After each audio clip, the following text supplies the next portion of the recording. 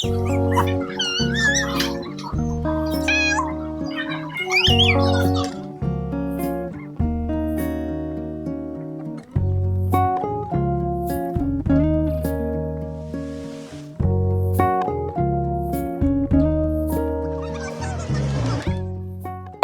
Welcome to Ramas vlog. நாம் இன்னைக்கு இந்த வீலாக லஞ்ச் இருந்து தான் ஸ்டார்ட் பண்ண போகிறோம்.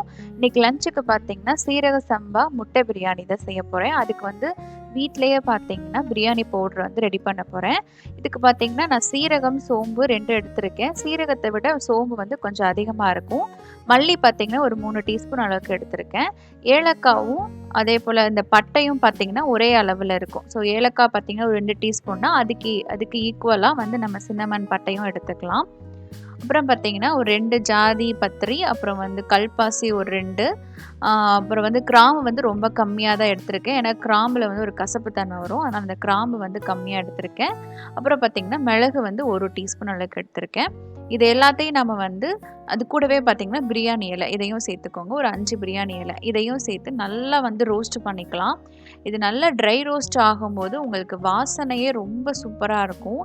இது நல்லா ரோஸ்ட் பண்ணிவிட்டு நல்லா ஆற வச்சு நீங்கள் ஃப்ரிட்ஜில் வச்சிங்கன்னா உங்களுக்கு நல்ல ஒரு 6 மாதம் வரைக்குமே நல்லா வந்து ஃப்ரெஷ்ஷாகவே இருக்கும். இதில் பார்த்தீங்கன்னா நீங்கள் வந்து மிளகாய் வத்தல் கூட சேர்த்து இது கூடயே நல்லா ரோஸ்ட் பண்ணி அரைச்சி வச்சுக்கலாம். நான் வந்து மிளகாய் வத்தல்லாம் சேர்க்கலை. உங்களுக்கு வேணும் நீங்கள் அதை சேர்த்து கூட நீங்கள் வந்து ரோஸ்ட் பண்ணிக்கலாம். இப்போ பார்த்தீங்கன்னா நல்லா நான் ரோஸ்ட் பண்ணிட்டேன். இதை நல்லா ஆற வச்ச பிறகு நல்ல ஈரம் இல்லாத மிக்ஸி, அதாவது தண்ணியெல்லாம் தொடச்சிட்டு நல்லா ட்ரையாக இருக்கிற மிக்சியில் அரைச்சி பவுட்ரு பண்ணி எடுத்து வச்சுக்கோங்க. பாருங்கள், நான் வந்து பவுட்ரு பண்ணி எடுத்து வச்சிட்டேன். இந்த அளவுக்கு சாஃப்டாக இருக்கிற நல்ல ஃபைன் பவுடராக எடுத்தால் தான் உங்களுக்கு அந்த ஃப்ளேவர்லாம் நல்லா கிடைக்கும். அதனால் அந்த சின்னமன் எல்லாம் உங்களுக்கு நல்லா பெருசாக இருந்ததுன்னா நல்லா தட்டிட்டு கூட நீங்கள் மிக்ஸி ஜாரில் போட்டு அரைச்சி இந்த மாதிரி பவுடரை எடுத்து வச்சுக்கோங்க. இது ஒரு 6 மாதத்துக்கு மேலேயும் நல்ல ஃப்ரெஷ்ஷாக ஒரு கிளாஸ் ஜாரில் போட்டு ஸ்டோர் பண்ணிங்கன்னா உங்களுக்கு அந்த அந்த ஃப்ரெஷ்னஸ் வந்து அப்படியே இருக்கும். ஃப்ரிட்ஜில் ஸ்டோர் பண்ணிங்கன்னா உங்களுக்கு இன்னும் லாங் டைமுக்கு வரும். இப்போ வந்து எக் பிரியாணி செய்கிறதுக்கு கடாயில் கொஞ்சமாக எண்ணெய் சேர்த்து உப்பு, மிளகாய் தூள் சேர்த்துருக்கோங்க. கொஞ்சோண்டு மஞ்சள் தூளும் சேர்த்துக்கோங்க. இது சேர்த்து நம்ம பாயில் பண்ணி வச்சுருக்கிற எக்கை சேர்த்து நல்லா வந்து ரோஸ்ட் பண்ணிக்கலாம். ரொம்ப நேரம் ரோஸ்ட் பண்ண தேவையில்லை. ஒரு கொஞ்சம் நேரம் ஒரு 5 நிமிஷம் மட்டும் நல்லா ரோஸ்ட் பண்ணிக்கலாம்.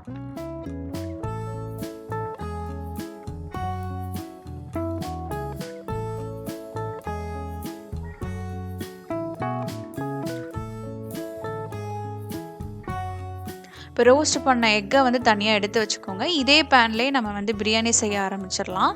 அதனால தான் ஒரே பேன்லேயே நான் யூஸ் பண்ணிக்கிட்டேன். இதில் பார்த்தீங்கன்னா ஒரு டீஸ்பூன் அளவுக்கு நெய் எடுத்துக்கோங்க. எண்ணெய் வந்து தேவைப்பட்டுச்சுன்னா இன்னும் கொஞ்சம் கூட எண்ணெய் சேர்த்துக்கலாம். நான் ஒரு 2 பெரிய வெங்காயத்தை நீள்வாக்கில் கட் பண்ணியிருக்கேன். கூடவே 2 பச்சை மிளகாய் சேர்த்துருக்கேன். உங்கள் காரத்துக்கு ஏற்ற மாதிரி சேர்த்துக்கோங்க. வெங்காயம் நல்லா பொன்னிறமாக வந்த பிறகு ஒரு 2 தக்காளி, கொஞ்சோண்டு புதினா தழை, கொத்தமல்லி தழை இதையும் சேர்த்து நல்லா வதக்கிக்கலாம். தக்காளி வந்து நல்லா சாஃப்டாக குக் ஆகணும், அந்த அளவுக்கு வதக்கிக்கோங்க. தேவையான அளவுக்கு உப்பு சேர்த்துக்கோங்க.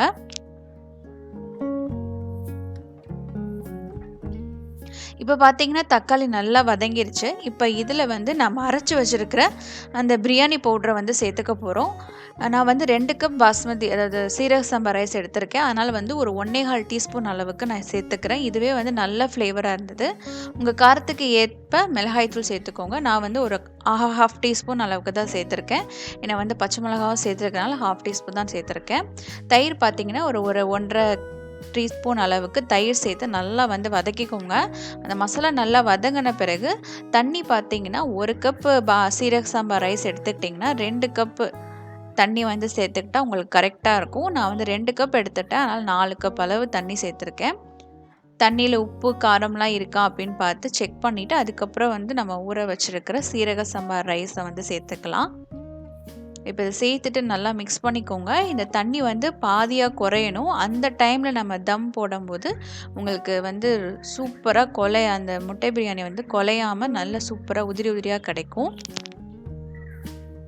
இப்போ பார்த்தீங்கன்னா அந்த தண்ணி வந்து பாதியாக குறைஞ்சிருச்சு. நல்லா ரைஸ் பார்த்தீங்கன்னா ஒரு ஹாஃப் குக் ஆயிடுச்சு. இந்த ஸ்டேஜில் நம்ம வந்து வதக்கி வச்சுருக்கிற, அதை ஃப்ரை பண்ணி வச்சுருக்கிற முட்டையை வந்து சேர்த்துடலாம்.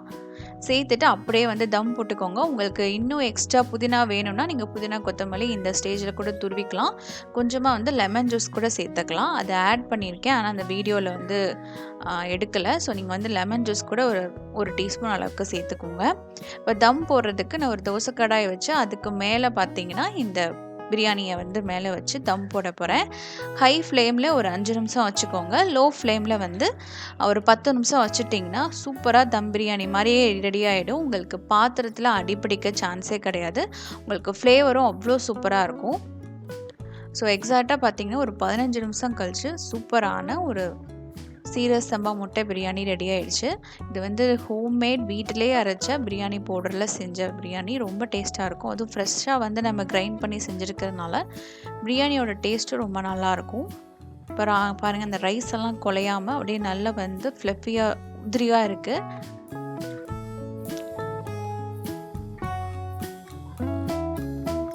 ஸோ ரொம்ப சூப்பரான ஒரு முட்டை பிரியாணி. இந்த ஸ்டைலில் நீங்கள் ட்ரை பண்ணி பாருங்கள். டேஸ்ட் ரொம்பவே நல்லாயிருக்கும்.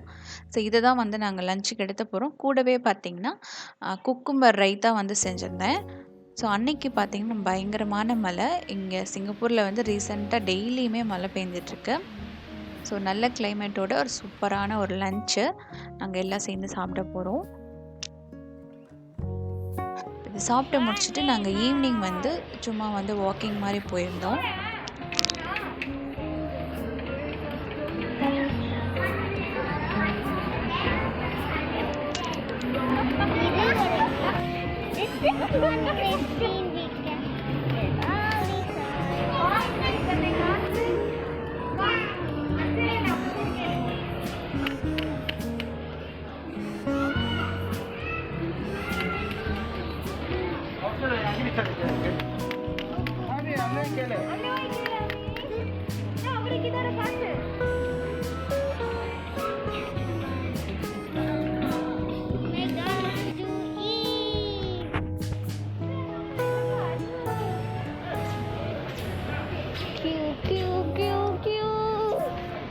Biggest queue.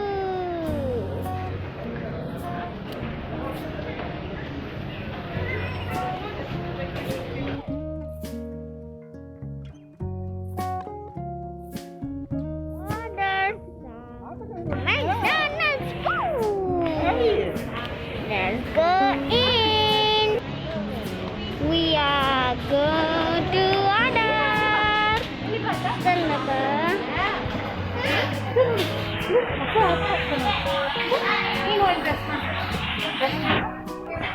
டின்னருக்கு பார்த்தீங்கன்னா நாங்கள் மெக்டிங்கில் தான் ஆர்டர் பண்ணோம். ஸோ அவங்க வந்து இங்கே வந்து டைனிங் வந்து அலோட் கிடையாது.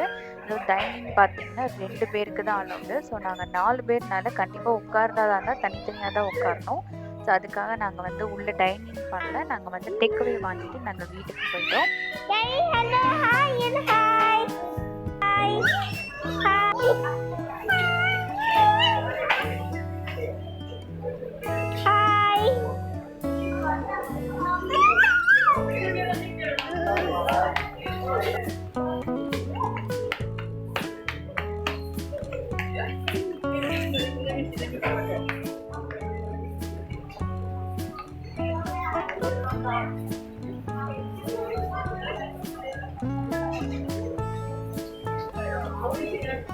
வீலாக் பார்த்தீங்கன்னா இதோட முடிஞ்சிச்சு. இந்த வீலாக் உங்களுக்கு ரொம்பவே யூஸ்ஃபுல்லாக இருக்கும்னு நினைக்கிறேன். கண்டிப்பாக அந்த பிரியாணி பவுடரை ட்ரை பண்ணி பாருங்கள்.